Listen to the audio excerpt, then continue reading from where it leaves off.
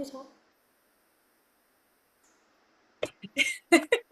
We are back and we have a special guest with us again. We're so privileged for that. Yeah, really are.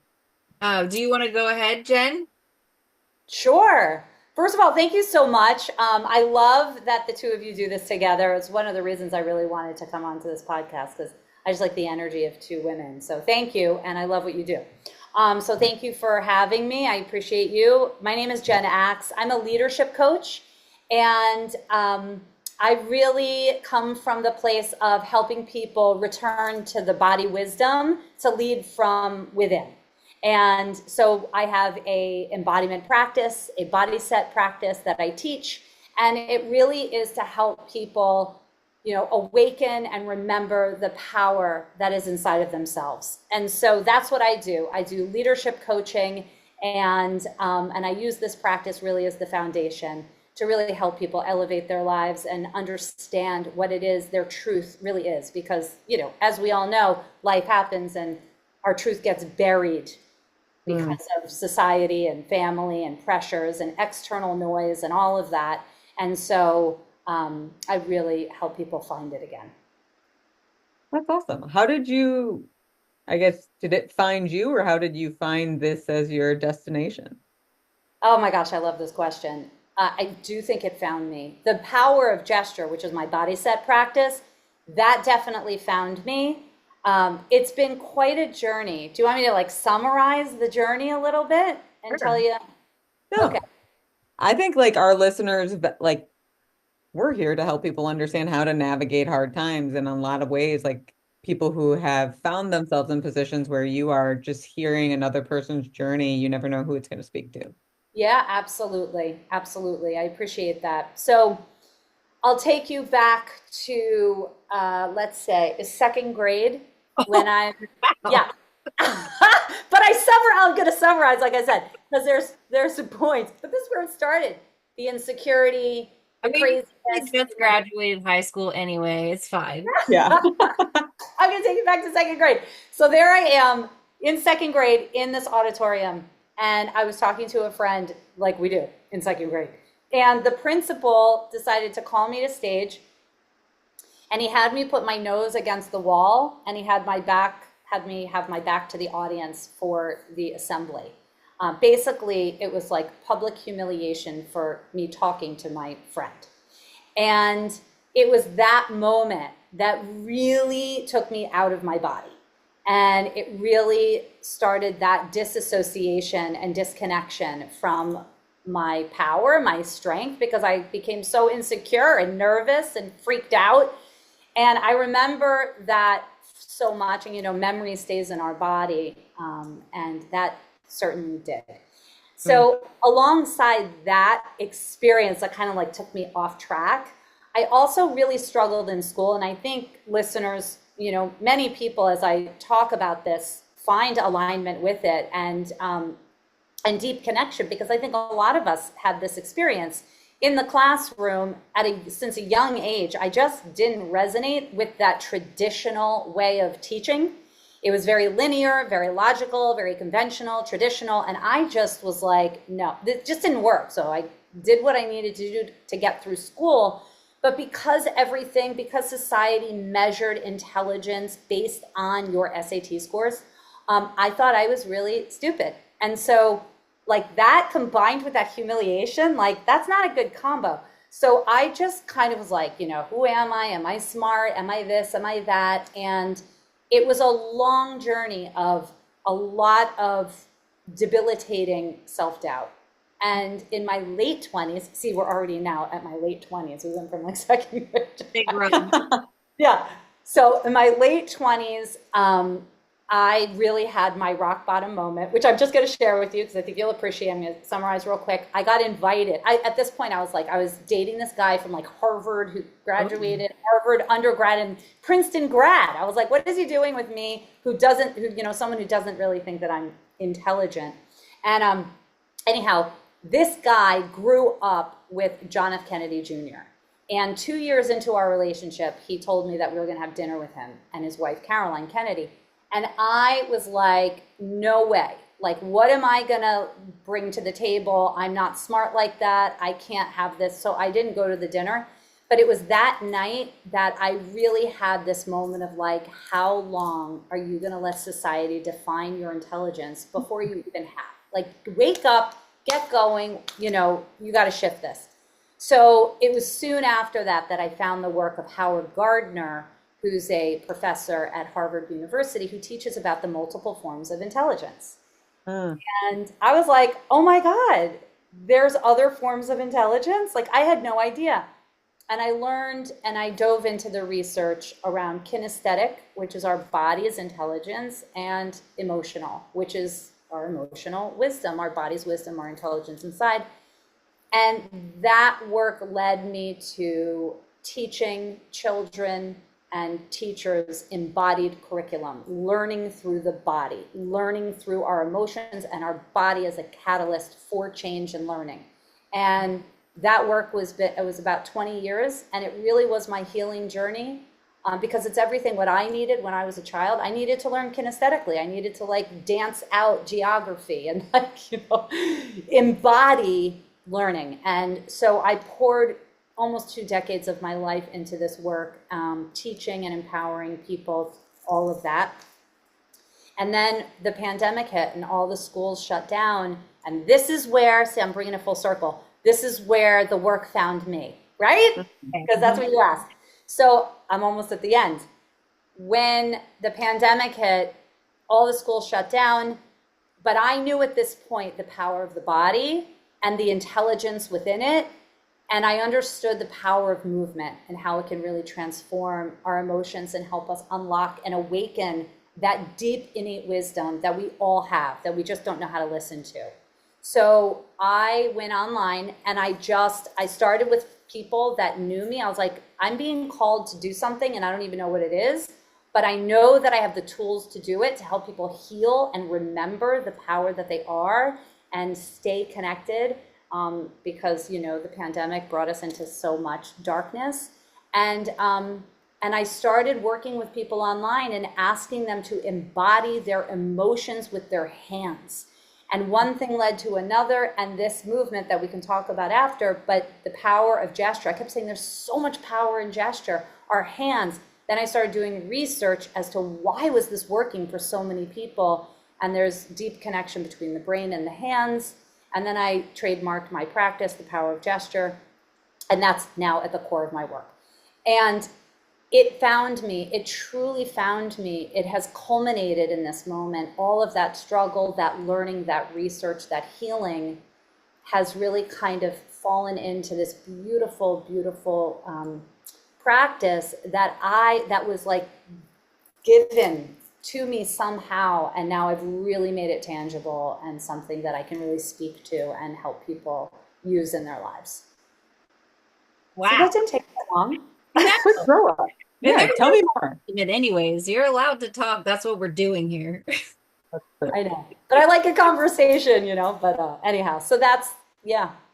Well, I have questions and I'm sure Laura does too, but Oh yes, bring When it do I not on. have questions? You go first. okay. So ignorance here. Okay. So forgive me if this is a dumb question, but the only thing I know about powerful gestures is I've seen videos where like Elon Musk stands like this. Yeah. And there was another one about like the way you sit or something like that, but like the way people put their hands, is that what we're talking about, or is it much deeper, or what are we talking about here? Okay, so the first thing I want to say is there's no dumb question ever, right? Coming from someone who I just explained my background. What's that? So now we're taking me back to second grade. Yeah, exactly. Like every single question, what's it? Not asking the question is, you know, doesn't serve you, right? So thank you anyway for the question. No, very different. The first of all, there is tissue in the brain, cortical tissue, that is connected to the hands, specifically designed to help us express and heal and transform our emotions, right? So that's number one. We're all born gesturing with our hands. As babies, we come in. I mean, that's our language. We don't have the words yet.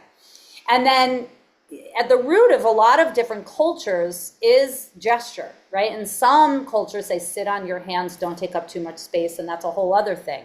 Me working with people to help bring that out. This is a natural form of expression and really helps us communicate what it is we want to say.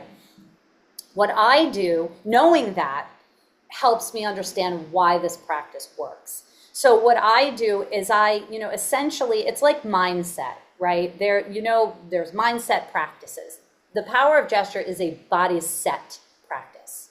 So you can frame it, when we frame it like that, people start to understand, okay, it's realigning the wisdom inside of myself. So it's giving myself an opportunity for my body to speak. And so we do that by really connecting to how we're feeling. If we're feeling like crap one day or happy one day, or we're in a moment of struggle or disconnection, or like we have to make a big choice in our life and we're afraid or worried, whatever the thing is that we're feeling, the power of gesture allows you to really tap into what it is you're feeling. We look at that specific feeling, and then we let our hands embody that emotion. So let's say, for example, you were feeling really doubtful about whatever it was you were going to do, or whatever the thing is. Let's say doubt was the emotion. And so you would embody that with a gesture. You take your hands and how does that feel in your body? And you can connect, use the place where you feel it as an inspired place to start. But I'm just using this. If people can see this too, right? On the podcast. Well, it's like, oh, good. So maybe you come in, right? And you embody and give that emotion an opportunity to speak by not just thinking about it, but bringing your body into it, really allowing that energy to have a voice, right? Because that's what it needs. And then what we do is we think about where we want to go. So we want to, reveal and move through that doubt to feel empowered or full of hope around what it is that we're feeling. So then we do the opposite. So we do a gesture that sort of counters that dark. It's like the dark and the light. And what happens is it opens it up and really allows us to expand and make room for more of that brightness, more of that elevation, more of that energy. So movement in and of itself does that. And then using our hands to get really specific into those emotions allows us to go even deeper. Does that make sense? Yeah. Yeah. All right. So it's not the Elon Musk. It's not just like a thing. It's really intentionally thinking about what emotion you're feeling, embodying it with a hand gesture, which you could bring in. A lot of people bring in more of their upper body as well. And then shifting that energy, using your mind and your body to kind of transform that energy. Yeah, I mean, it makes perfect sense to me. I did a neurosomatic intelligence course that really kind of combines a lot of what you're talking Oh about. my gosh, amazing. And, the top down regulating versus the bottom up regulating. And Yeah. I'm curious your standpoint on this, because as I've embarked on my own journey, just trying to understand the multitude of intelligences that live within us, Yeah. I've noticed needing for sandwiches or patterning. And like what I mean is I might start with a bottom up practice, which for the listeners just means you move through your body first, kind of what Jen's talking about, gesturing. And then you do a top down practice, which would be a mind first practice. So journaling, meditating, something of that nature. There are times where I have to do a bottom, top, bottom. There are times I have to do top, bottom, top, bottom. It just kind of depends on the emotion and the intensity. And I'm curious, like, as you've been teaching this gesture, somatic soothing, what have you noticed? And have you integrated top-down practices as well? Oh, yes, absolutely. So like I said, this is a body set practice, right? And what you're mentioning top down is more of a mindset. And I think the combo really creates a sense of wholeness. So I do bring the mindset stuff in, like affirmations, using a lot of affirmations, starting with I am. I am a lot feeling alive. I am present. I am. So combining the affirmation with the gesture is extremely powerful. I don't go with the affirmation first though, because in my work, and I have a book coming out this fall, it's called Your Body is Speaking. I like the body to speak first. The body knows before our mind does in many, many cases. So for me, I really get my clients to allow the body to speak, and then we top it off kind of with an affirmation or a visualization, a lot of visualization in this practice, a lot. So Do you, it's really a blend. Yeah, go ahead. sorry, do you happen to work more with like men versus women or just kind of a Yeah, all? yeah. So lately, in the last year, a lot of men have come into my space, which is really amazing. Prior to that, it was mostly women. And I never wanted it one way or another. It's really an invitation for everyone. And I love seeing men embody this work. It is so beautiful. So I have a membership actually that's co-ed, and I Mm, have a membership that's women only. And also I have a son, and I mm. have a daughter and a son, and I'm like, I can't, how can I do it just for women? Like this is my son who needs this too. So it's really for everyone. Predominantly it's women, but I do have a small percentage of men, and I hope that grows over time. Well, I mean, I've seen something similar in my practice, which again, love that. I've also noticed certain similarities gender to gender, and this isn't like a one size fits all. It's not a Uh-huh. distant quote unquote stereotype, but I've noticed with a lot of my female clients that they kind of overanalyze and underfeel, right? Mhm. And then with some of my male clients, I noticed that they are kind of very disconnected from the top down process, but they're more connected to their body. So with a lot of women, I've actually needed to start, I've tried because I honestly go by a lot of similar thought processes of starting at the body, but I've had clients who are dealing with grief and they try to do that and it's just too much for them and it kind of creates palpitations and shortness of breath. And so instead, we kind of will sandwich it with a top, bottom, top. Have you seen anything like that? Because with my male clients, I've noticed typically I have to start with a body. And then with my kind of high anxiety over analytical females, I typically have to start with kind of a top-down mind process. Have you seen anything of that? Yeah. So that's really interesting to frame it that way. I always start with the body just because that is the practice. I'm teaching people the power of gesture, and it is a body set practice. So they're coming to learn that. And then I infuse some mindset techniques. Um, I do find a lot of times when I start, especially when I'm doing workshops and I go into other people's communities, I always start with something very safe. Hmm. So there's prompts that I provide. So for example, I might start a workshop body setting, right? Going in for just a moment. And the prompt is around a strength within themselves that I'm thinking about something I did recently where I asked them to identify a strength within themselves that allows them to show up fully in the world, that allows them to show up uniquely them. Like what is that energy? What is that about themselves that they feel most proud of? And when they identified that, I asked them how that made them feel. So of course, if it's a strength, they're gonna feel something positive. So then I help them embody that strength, that positivity with a gesture. So we start there so they feel very safe and they're moving from a place of something that they're proud of and not lacking at all. And then the second prompt is, okay, let's now go in and feel into what gets in the way. What sometimes gets in the way of us showing up fully. And then again, there's safety in there, but they can be more vulnerable and not get triggered so much because we've come from a place where they're comfortable. Does that make sense? So I try to do that. I try to do that a lot. And I'm not a trauma therapist, so I have to be very careful with, but we wind up, I mean, everything comes out. But I think it's because the safety first for me is really essential, and I try to do that with everything that I do.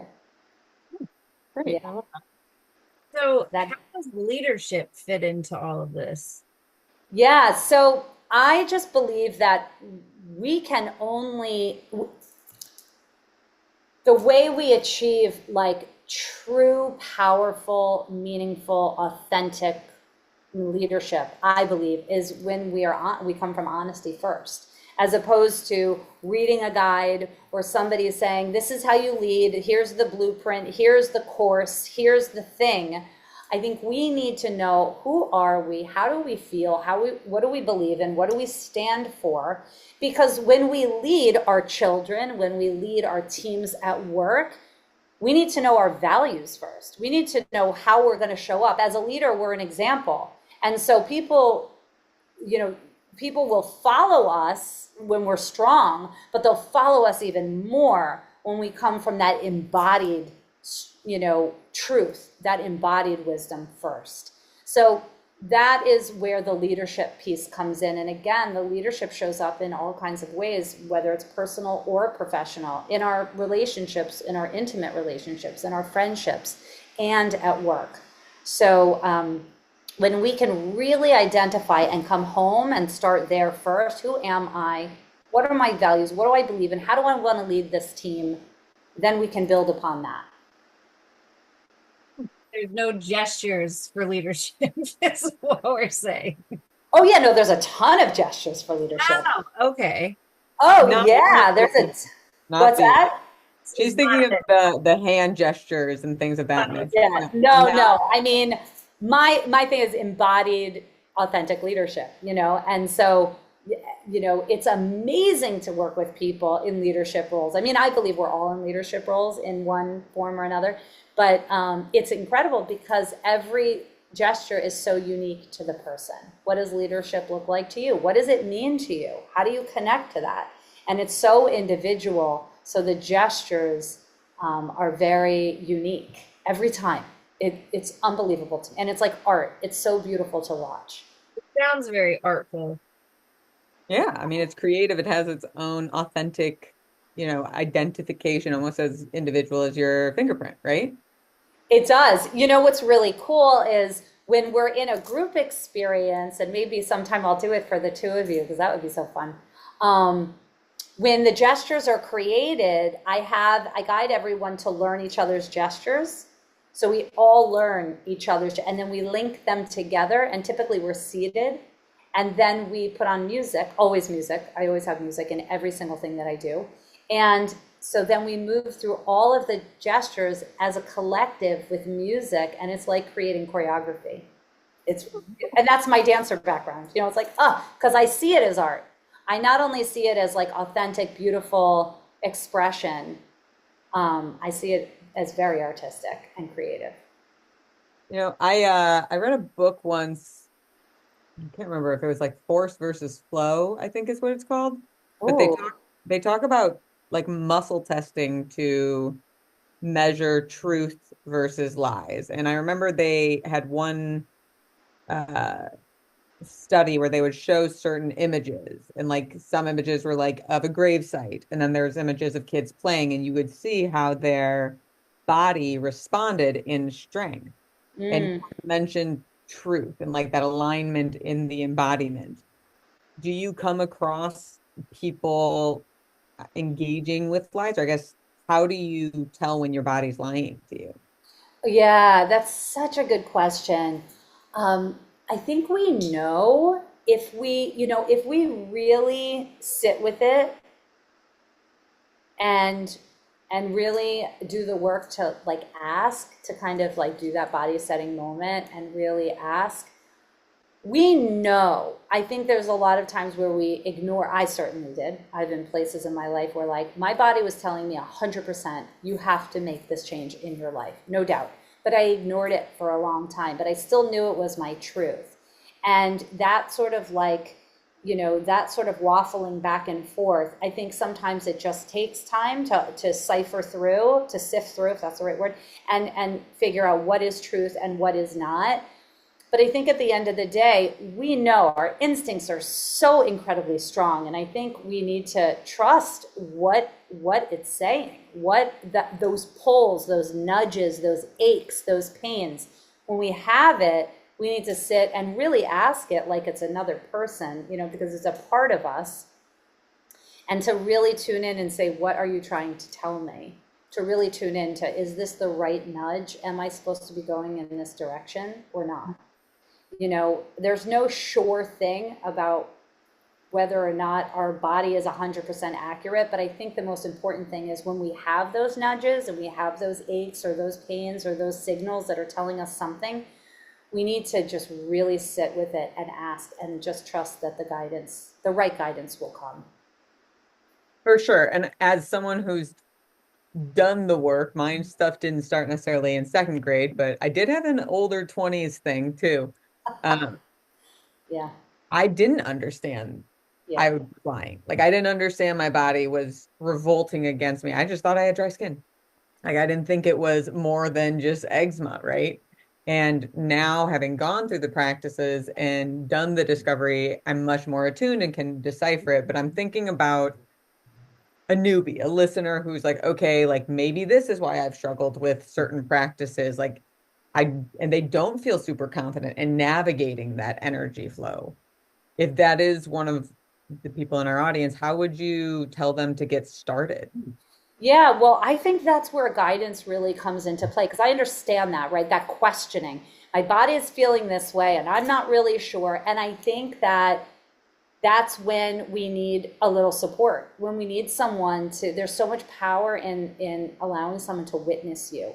So I would say, I mean, this is a little bit of a leap, but I would say to someone, if there's something in you that's like, okay, I know there's like, my body is speaking, I'm not sure what it's saying, I think I need someone to witness me and to help me sort through that, right? So that's what I do, and obviously that's part of what you do, and there's practitioners out there. So to take that leap of faith, to make that time investment, whatever the financial thing is, and just do a session to allow someone to help you sort through that. Because when I find that happens all the time. People come to me and they're just like, I don't know what's going on. I don't know what the truth is.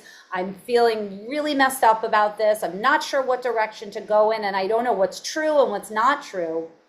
It takes a guide, whether it's me or someone else, sometimes to say, okay, I hear that and let's do this together. And when the right safe space is created, you can get there pretty quickly.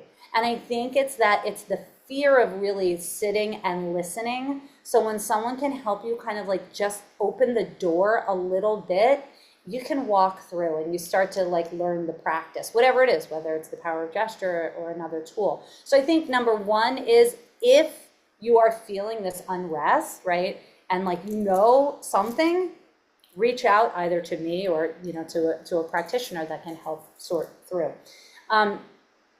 The other thing that I would say is, and I know that it's hard, and you clearly said as someone who like didn't know what your body was saying, and maybe it wouldn't be enough to just sit there in quiet, hands on your body and close your eyes and really go in and ask. Sometimes just getting quiet can reveal some kind of movement that you need to take, what step you need to take forward. Yeah. Yeah. I love that. I really do. And I think it's super helpful. The other thing I was going to say, just to add to that, just real quick, is that so many people too, I find, and including myself when I was going through a big thing in my own life, like, oh my God, my body is telling me something and I don't know what it is, and I have to act now. Like, it's like, I need to know now. And I, out of my own experience, realized the power in that there's nothing I need to do except to just listen. There's nothing, no action I need to take right now. There's no pressure. I don't need to make any kind of decision. I don't need to do anything. I need to just pay attention and notice and listen and honor whatever it is that I'm feeling. And a lot of times that really helps people just be like, oh, it takes the pressure off. You know what I'm saying? Yeah. This is kind of corny, but I know when I'm in one of those like snapshot decisions and I have clients who are kind of asking for it, I tell them to do the pizza test. What's the that? pizza test? No, you don't get to eat pizza, but you get to think about eating it. You know those moments when you're out to eat and you're like, I don't know what I want. Do I want the pizza or the salad, right? And you're having the conversation with someone. Don't give me that look. You eat salad sometimes. No, you're not choosing between those two. Probably pizza or pasta, but go on. Some people do. Anyways, when you're trying to decide between two options and you don't know, and you're like, what do you think I should get? and the other person says like, oh, you should get the pizza. One of two things I've always noticed happens in my body, and I've had a lot of people confirm this, where they either get the like, yeah, that's what I want signal, or they're like, oh, I actually kind of wanted the salad now that you say that, right? And so, as silly as it is, sometimes I'm like, you just got to pizza test it. Like, oh, I'll even say to them, like, notice what happens in your body. And I tell them, go do this. And they either get like the yes signal or the no Yep, signal. And then it's exactly. like, okay, how do you do that for yourself? So pizza test people. Eat your pizza. That's my takeaway. Yep, I love that. Love Uh, that. I was gonna ask, do you think that people feel certain emotions in certain places commonly? You mean in their body? I do. I think that the heart center is a big one. I mean, the most common areas I would say is the head, the heart, the low back, and the gut. You Okay. know, a lot of that. And then sometimes people are like, I feel it like in my legs, or I feel it like, up here. The other day someone was talking about like this interesting feeling that comes from here, but this was a trauma that she had from childhood that, she was like grabbed and whatever, so like everyone's got different stories, and the emotions really get stored and stuck in different ways. But I would say common is really like heart, belly, low back, and head. Mm. What's in the low back normally? Well, I think there's a lot of stress. A lot of people, when they talk about their stress, that can manifest. Up here, there's a lot, but it doesn't, I don't find it in my experiences, this is really about like the nonstop chatter and, some of that pressure. But when the stress really lands, a lot of times commonly, it goes right to the low back. The angst sits a lot in the stomach, and the heart is like deeply felt with just pain, grief, but then there's a lot of joy. Because the thing is like it's the emotional intelligence, it's the vocabulary that we all share, it's the common understanding and language that we all share. It's just we all experience these emotions in different ways for different reasons. But I like to bring all of them in. It's not just like, oh, how are we feeling on the darkness? It's like, are you feeling joy and you want to elevate that joy to like the next thing? Is there like a seed of hope? Well, let's unlock that and make it even bigger. So those emotions kind of sit everywhere. I find when we're talking about those lighter emotions, they're really in various places of our body. It reminds me of we had a special speaker in grad school once who came in and they had us doing like lift your arms up and take a big breath and then lean down and touch your toes, and we were just moving our bodies along with imagining an energy. Yeah, And I it's love that. maybe that's where you started with the kids and whatnot. Is that kind of what that practice looked like? That practice was really interesting. After having learned about emotional and kinesthetic intelligence and that unlocking so much for me, this is why I know the universe has been like, I mean, the universe and whatever you want to call it is part of all of our journeys, right? But I'm just like, oh my God, this just made so much sense, because right after that, I found this organization, National Dance Institute, which teaches embodied curriculum. And so what this looked like was there would be a theme every year, whether it's a person like Aretha Franklin or John Lennon, or I'm thinking about it's been around 50 years, 50 themes, or it would be rivers around the world or some kind of geography, or like Africa or whatever. So every year there's a theme. And then we design this theme from a curricular standpoint. And then we teach the curriculum through the body. So it's not just, let's do the stretches and movement at like a dance class. This is like every step has curricular attachment to it. We are literally saying and doing the lesson plan with our body and with our voice at the same time. Oh, that's really cool. Yes, it's exactly, I mean, I would have been a straight A. I would have gotten really high scores on those SATs had I learned like that. Oh, yeah. I mean, I totally agree. I think the schooling system was definitely not where I shined either. And ironically, I have a cousin who's book brilliant. I mean, you can call her and ask her the definition of any word and she just knows it. And I love this cousin, and she is so street dumb, and she knows it.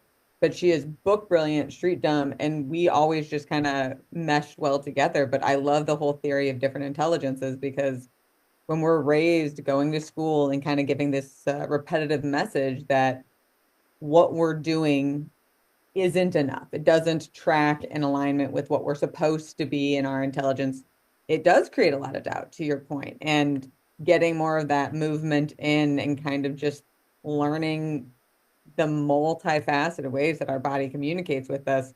And it's like we've gotten away from some of our primitive stuff that actually was quite brilliant. And we kind of need to kind of revert back to like some 100%.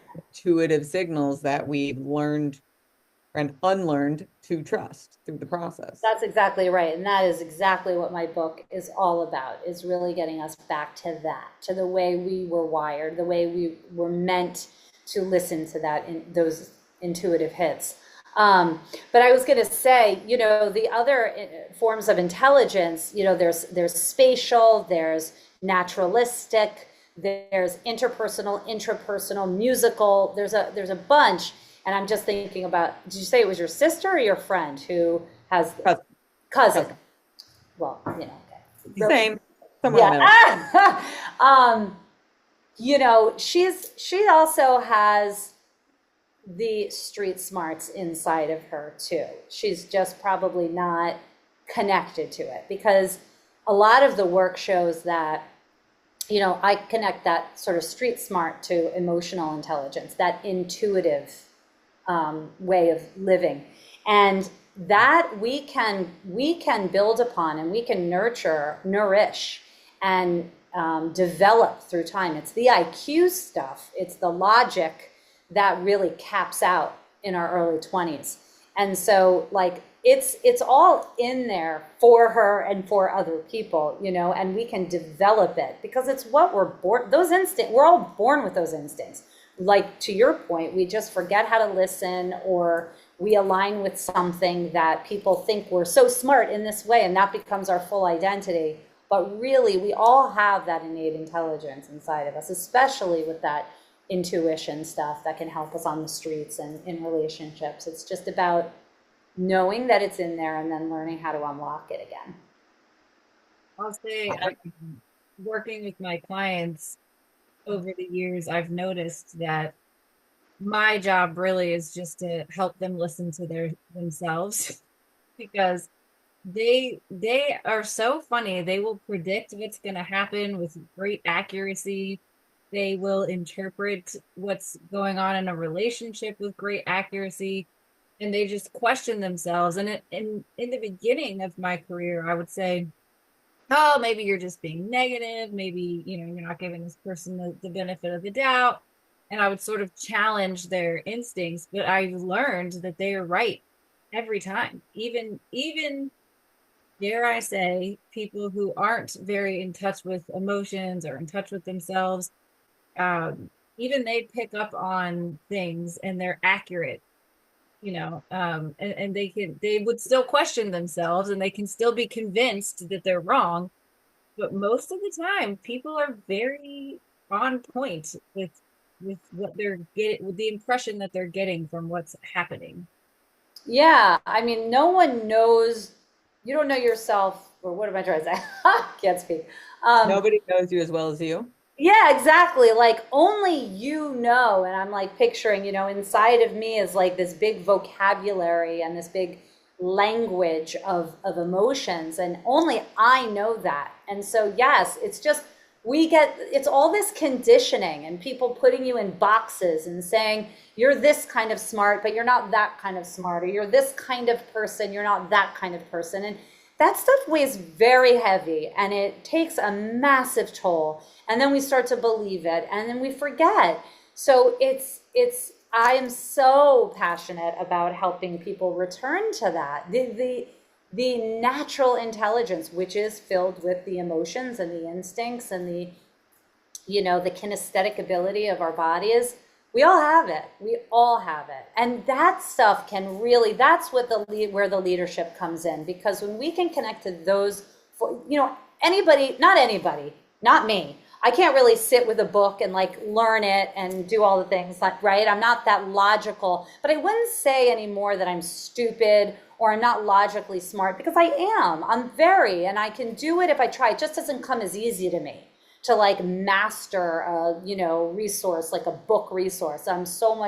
This is where I excel. So we're not all equal to everything, but we can get there. And I'm just like, when I see people remember, oh yeah, I am smart like that. I am intuitive. That is so beautiful to me, because then I see them step into their relationships and their leadership roles so much bolder and brighter and more confidently. And it's really amazing. I think a lot of it's that self-doubt and all that stuff stems from what we're talking about today, I think. I think so too. I think we talk a lot about the fact that we get conditioned to be more left brain than right. Yeah. And that's really a disservice to us. And incorporating more of the arts does help us get in touch with these other parts of ourselves. And like you were saying, there's a lot of art to what we're talking about, and your own interpretation of what things look like in your body or what things feel like in your body. Yeah, exactly. I agree. Guys, this is the craziest thought, but I think it's so true. Aren't we just art? Yeah. I know. Yeah, I mean, you are all the colors girl, and I love tie-dye, so it works. But truly, I've had the same feeling in plenty of my own coaching sessions where I'm like, oh my God, at the end of it, I'm like, how did we get here? Like and although I'm technically like co-leading it and guiding them, I don't see where it's going all the time either until we kind of walk that path. And it really does feel like art, like uncovering our truer selves, be that in thought, movement, colors, who cares? Music. I mean, do we say music? Because I'm totally with you on the music thing. Yeah. But our individuality kind of makes each of us our own masterpiece of art. I totally agree with you. I could not agree more, and it's making me think of two things. One is the cover of my book. It says, "Your body is speaking," right? And inside the letters is watercolor. And so it's got a lot of movement and a lot of color to it. And part of it is exactly what you're saying, because I do believe like there's just not one way. It's very artistic. There's constant movement and creativity. And if we can look and frame our emotions in that way, then we can experience our day-to-day life so differently. It's like becoming the student of ourself and just being guided by these colors, by these watercolors inside of ourselves. And, it's complicated and hard. And I'm not saying that this is like an easy body of work, because it's not. But it can be very playful and very colorful and artistic. So I love what you're saying, and it just really did make me think of the cover of my book, which I'm so happy about. The other thing that I was going to say is really when this started during the pandemic and working with people virtually, I would record our Zoom conversations. And, these people that I was working with, they'd be embodying like their whole life kind of thing with the gestures, and rewatching the Zoom footage and seeing their hands very close up in the camera and like taking up all that space. I saw art. And so I decided to take the 2-hour, which I was having back then, conversations, and I'm also an editor. So I edited them down to like a 5-minute video documentary about their experience. These turned into stories of resilience. And I put in a piece of music, and I had their voice, and it was always instrumental, the music, because the narrative, their voice of our conversation would sit on top of the music. And I created 200 of these short form video documentaries that I then was like, these are pieces of art. Like, we've created art out of struggle, out of pain, out of purpose, out of whatever. Like, it was amazing. And then we were still in the pandemic, And I was like, the world needs to see these. So I created an online virtual art gallery where I would feature three of the women, because they were all women at the time, three women and their stories. And people would come in and, it was virtual. So I had hundreds of people coming. It was like a museum. And I always had music, live music. I'd have a pianist or a violin player or, did I say pianist? Yeah. Or a guitar player sometimes. And this is what I did. Why? Because I felt like, what better inspiration to create art other than like someone's story, and then the gestures, but it came from, so this kind of like became a storytelling practice that I turned into an artistic form. It was kind of amazing, actually. It's really cool. It was so great. I'm definitely want to do something more with these stories because they're so beautiful. It's called the Her Stories Collection. That's cool.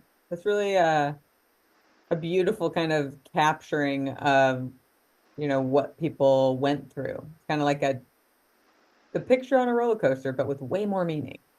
Yeah, I'll send you a couple so you can watch them. They're short, they're like, That would be great. Yeah. I mean, I think one of the things that I do with my coaching practice is I send my clients like recaps that capture our session because people have different forms of learning. Having a conversation, yeah, practicing is one, but reading is another. And rather than giving them one form, I like to give them multiple. And the main feedback I always get from people is that it is their favorite thing and it becomes their coaching Bible where they just return to it.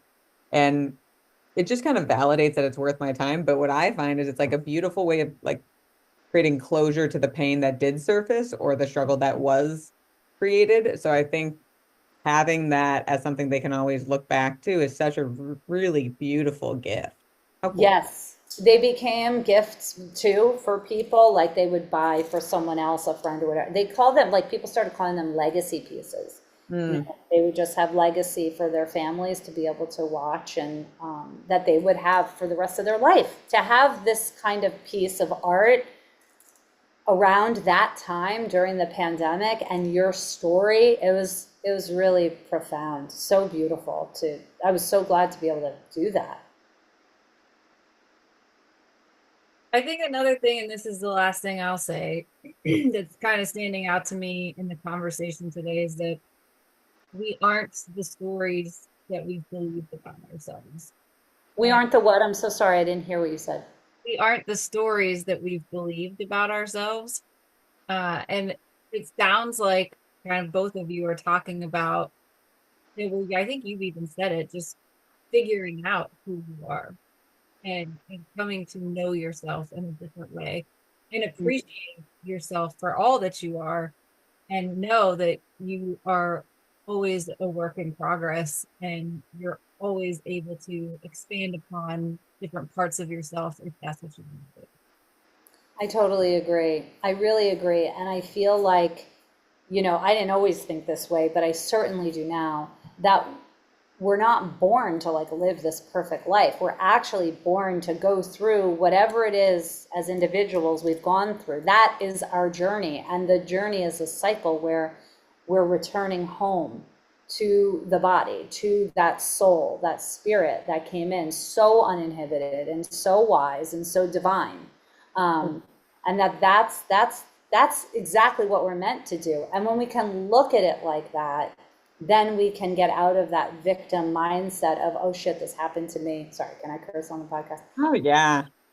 Oh, good. Had I known that, I'd be cursing all along. I'm a big cursor. So yeah, it's like it all is exactly right. And that's easy to say and hard to really interpret when you've had major trauma, which I totally get. So I say that with, care and compassion a lot, but I do believe it. And I've seen Yeah, I think in that same place. yeah, I think we're all in agreement on that. Like as much as we want to have a more tangible control of how things unfold, we are ultimate, like art is the becoming of what we live. Yeah. So, Yeah. That was a nice end right there. Yeah. there you go. All right. I mean, I love the work you're doing. I think embodiment practice is so freaking important. There are so many people who are stuck all up in their head and getting people reconnected with movement is going to be so, so valuable. So keep it up and look for the watercolor book. That's definitely, remind me of the title. Your body is speaking.